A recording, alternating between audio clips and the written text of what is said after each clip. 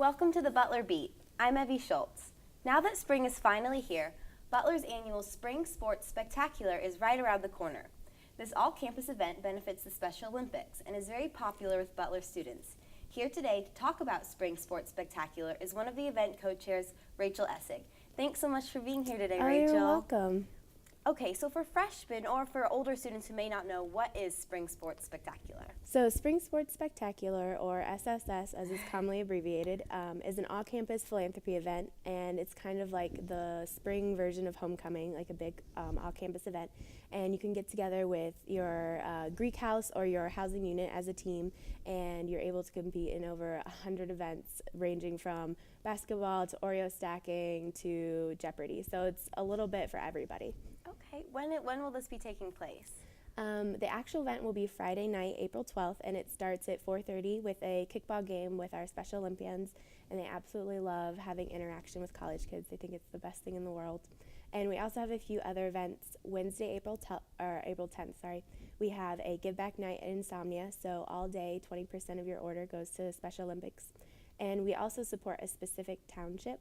So it's Washington Township, and that's like their team that would go to the state Special Olympics. So think of it as kind of like a high school or something. Okay. And so will the students from this township come to Spring Sports Spectacular? Yes, they will. How does Spring Sports specifically benefit the Special Olympics? So we raise money through penny wars, which are going on now, every day from 11 to 1, and the houses are competing and teams are competing against each other. So coins are positive and then paper money is negative. So you're trying to have the highest score by donating the most change. And last year we raised like $7,000 or $8,000, I think, for this specific township. So it really helps them paying for traveling costs and equipment. Okay. How closely do you work with the Special Olympics when planning Spring Sports Spectacular? Pretty close. We have an entire kind of mini team associated on our exec board with the Washington Township team, and we also get emails from the Washington Township exec board, their own exec board, the state. We're involved with them a little bit through Polar Plunge, and they love to come to this event. They think it's an awesome thing that we do on our own.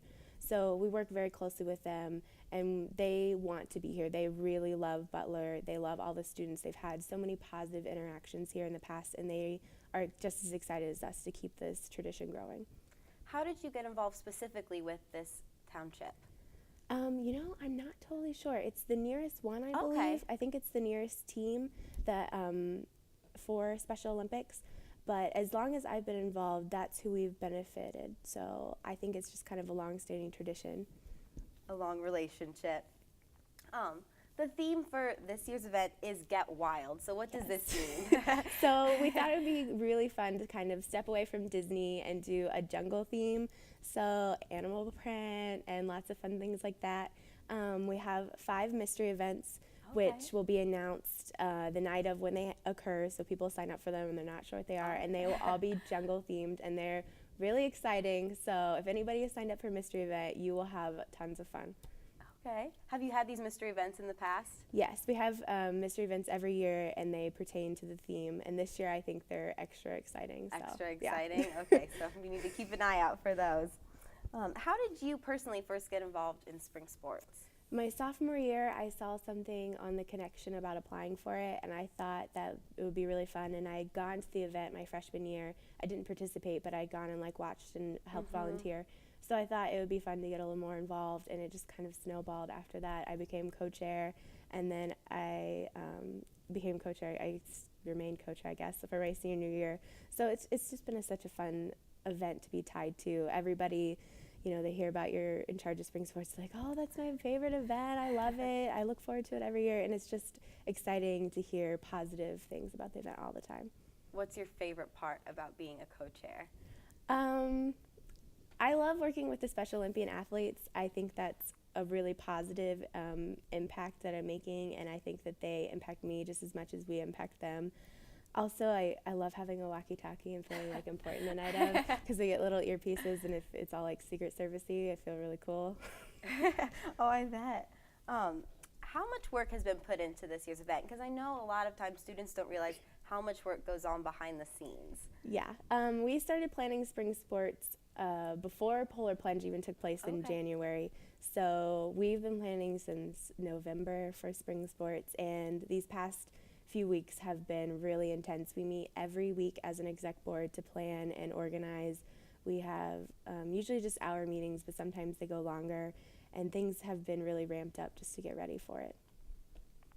Now you talked about Polar Plunge. What Yes. exactly is Polar Plunge? So Polar Plunge is kind of a sister event to spring sports, and Polar Plunge happens statewide for benefiting the state level of Special Olympics. And that goes into planning like the statewide winter and summer Olympic games that are usually held in Terre Haute. And we're just one of the campuses that now has one, so we're part of the Campus Challenge, and there's a couple other schools in Indiana that do it. And people pledge money to jump into a freezing cold pool in the middle of the winter, which sounds crazy, and it kind of is. But it's a lot of fun, and I don't like the cold, and I've done it every year it's been on Butler's campus for the past 3 years, so it's exciting. It's worth it. It looks fun. It is fun. I know, people are like, I saw photos, and you looked a little crazy, but. What is your favorite event that you participate, or do you participate in the events at Spring Sports? I do not participate as a co-chair, but people in the exec board can participate in one event. My favorite event to watch would probably be the battleship, which is the canoes in the pool in the HRC, and you try to sink each other by throwing buckets of water into the canoes, and that's always entertaining. People really get into it and try to win, so it's exciting. Will you tell me a little bit about Oreo stacking? Because I know that's a thing that people always talk about. It's a very hotly contested event. Oreo stacking, basically you're given Oreos, the actual Oreo brand. We don't do double stuff because the cream is a little off kilter and doesn't stack as well, I've been told. So I buy the single stuff Oreos, and it's just your job to stack as many as you can. And you can't lick them, and once you place an Oreo down, you can't touch it. So you want to be really, really precise when you first lay your Oreo down, or else your whole tower could be off whack. And people love Oreo stacking. I don't know if they practice because they must. I don't know how people could stack 30 Oreos, but it's really exciting to watch how intense people get just staring at a little stack of Oreos. I also recommend watching that event. What are some of the other events that you recommend watching? Basketball is always really great, especially the finals, which we hold in Hinkle, so it's it's not as big as a men's basketball game, but it's exciting. Volleyball is also really good. Dodgeball is always entertaining. We have a karaoke contest and a dance-off, which are also entertaining because sometimes people aren't quite sure what they're signing up for, and then they get there, and I'm like, oh, I don't know about that. So. But almost every event can be really entertaining if people like hang on. Like Twister last year took an hour, so it was interesting to watch these two girls play Twister for an hour. So it just depends. I recommend people coming, even if they're not signed up, and just kind of mill around the HRC and Hinkle and watch things. We recommend that because it's exciting just to have Butler students there. It's an all-night event. Yes. So what are your tips for people for getting through the night? So my tip is to sleep in late Friday, but lots of caffeine. We'll have food every hour on the hour, and we'll also be giving out free food, and free drinks from one of the concession stands in Hinkle. So there'll be plenty of like soda to keep you running, and obviously you can go back to your dorm room or house and sleep, take a nap in between events and things like that, which I know a lot of people do, and I recommend if you can. I'll be there all night. But Great. What should students do? Is it too late to still sign up for spring sports, or are people still signing up for events? It depends a lot on your team structure, but I know the commuters and IC are still looking for members, and I'm sure some of the Greek houses are still signing up. I would just talk to, if you're in a Greek house, your president, or if you're a commuter or IC or in the apartment, somebody who is involved with the SJ or something, and they should probably know a little bit more about it, or somebody at maybe the front desk of a residence hall, and they should be able to direct you. Okay. What should students do if they're interested in joining a committee for spring sports next year and getting more involved? Yes, so next year we'll send out applications. Usually in September they'll be on the Connection, so just watch the Connection next year, early September, late August, and we just have a little form for you to fill out, and then we do interviews, so it's fun, and I recommend that everybody apply because the more people that apply, the more fun it is. So. For people who maybe aren't so athletic or are a little nervous, what would you say to those people to encourage them to come to spring sports? I would not worry about it. There are tons of non-athletic events, I guess. So there's the spelling bee, there's Jeopardy, we play euchre, poker, there's shuffleboard. There's lots of events that are for the maybe people that don't have the greatest athletic skills. There's also Mario Kart on the Nintendo 64. So I think we have something for everyone, which is nice because not everybody excels at just sports. Rachel, thank you for joining me today, and good luck in this year's Spring Sports Spectacular. Thank you. I'm Evie Schultz. On the next segment of the Butler Beat, Molly Swigert talks with the president of Butler's Peace and Justice Club about Peace Week.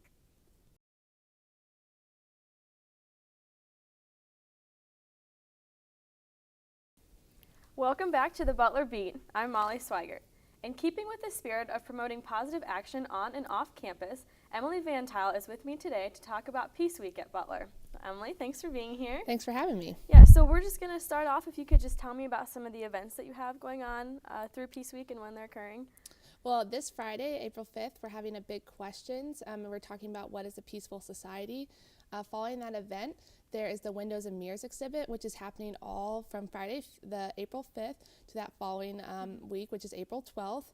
It'll be open every day. It's in the Ephraimson Writing Center, which is just directly across from Resco, Ross Hall, and BUPD. And the Windows and Mirrors exhibit is an exhibit that is put on by the American Friends Service Committee, which is talking about its artwork that has been done by civilians that have been affected by the Iraq and Afghanistan war. Okay. A lot of times we think about soldiers and their families, but they're obviously being civilians being affected by our war. And so this is artwork that has been done by these local civilians reacting to the violence that is occurring in their home. On Monday, we're having a talk by Dr. Natalie Restrepo from 225 to 340. It's in Atherton 326. Okay. And she's talking about her experience in Colombia. Colombia is one of the most violent-ridden places in Latin America. They're most infamous for their dealings in cocaine and drug abuse. Many people are probably familiar with the war on drugs that was started by President Bush. We have events all week. There's a Facebook group that's up, and so if you'd like to see a schedule, there's schedules all around campus. We're showing a documentary from 9 to 11 on Wednesday night. It's in Jordan Hall 156, and it's The Invisible War. It's talking about sexual violence in our military against men and women. And so we just have a lot of really exciting events going on every single day next week, and so it's going to be really great. Yeah, it sounds like it's pretty full. Oh yeah, it's packed. So what of those events are you most looking forward to? I honestly am looking forward to almost all of them, but I think the Windows and Mirrors exhibit is going to be a great exhibit. This is a traveling exhibit that's gone nationwide. It's been all over the place, and I think it just gives a more human element because we often talk about our servicemen and women, which we obviously need to. They're being deeply affected by the violence that's happening, but also the people that are being affected by the violence that's occurring there in their homeland. And so I think the Windows and Mirrors exhibit is a really great exhibit to try to give a human face to what war is about. So that's probably what I'm most excited about. Okay, and how many of these events that you're having, are a lot of them new to our campus this year? Do you have any repeats that we might be used to having around? The Windows and Mirrors exhibit, like I said, is being put on by the American Friends Service Committee. Last year, around this same time for Peace Week, we set up booths all along the campus mall, and those booths were from Indiana servicemen and women who had died. And so the American Friends Service Committee puts on these events, or has an exhibit almost every year, and so this is put on by the same people who did those the booths last year. What's really great is that we got a lot of professors from around here in the Butler community that deal with peace and are dealing with peace, not necessarily in peace studies or political science, but outside of the realm of just what you would normally think of as peace-related fields. And so it's really great to hear the whole Butler community and how peace is affecting their lives. Okay, yeah, that's really neat. And I think I looked into this a little bit. You guys are having a concert on Friday, is that right, in Holcomb? Yeah, we're having down in Holcomb Gardens from, I think, 3 to 5. There will be music. We're having a lot of the local bands, some students on campus who play music. We're going to be talking about peace, and so it'll be a really great time, especially because it's hopefully will be warm then. If not, a sweatshirt will be great. And The gardens maybe or maybe not have some flowers, but regardless, we'll still have some great music, some great conversation, and some time just to hang out and gather with some other people that realize how important peace is in today's society. Yeah, so I think a lot of times when we hear peace, we think war and peace, or we think soldiers, and would you say that peace has like more of a broader context than just war? Yeah, I think peace is a lot more universal than people tend to think of it as. Peace can be peace within yourself. I think there's a lot of peace-related groups on campus that maybe people don't normally associate with. Like To Write Love on Her Arms is a local group here on campus that's dealing with depression and suicide. I would say that's dealing with your inner peace and what's happening between you. We have campuses, dealing with peace between your classmates, with Indianapolis community. Peace is all around us, and I think we just need to take the time to realize that peace is not just us fighting in wars. Peace is something that is occurring and is happening, and something that we need to strive for to really make us live in the best world that we can. Okay, yeah, that's really, really insightful. And so do you think there are any specific maybe peace-related issues that affect Butler students personally? I think, one that happened last semester that I think was really important was the Aramark workers here on campus that were trying to fight for a better pay wage. I am very involved with social justice issues, and I wasn't even aware that our workers were not getting paid a fair wage. There's lots of issues, whether it be within the Indianapolis community, our homeless population, domestic violence, the rate of sexual assault here on campus. There's just a lot of stuff, and there's so much that needs to be done, which is sad, but at the same time, there's so much to get involved in, and there's something that everyone can find that they can be passionate about and really commit themselves to. Yeah.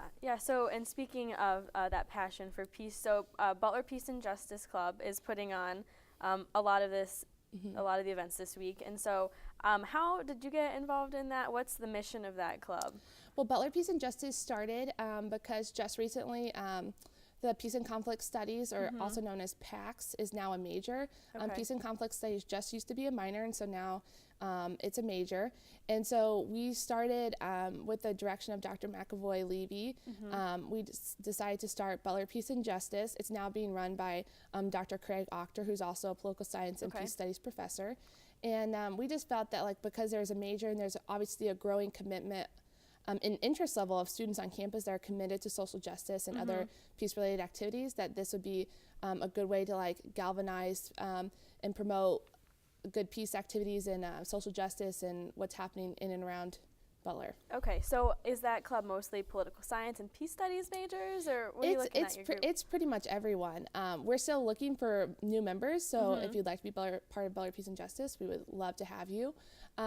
It is some PACS majors and political science majors, but we also have people in creative writing and English and international studies.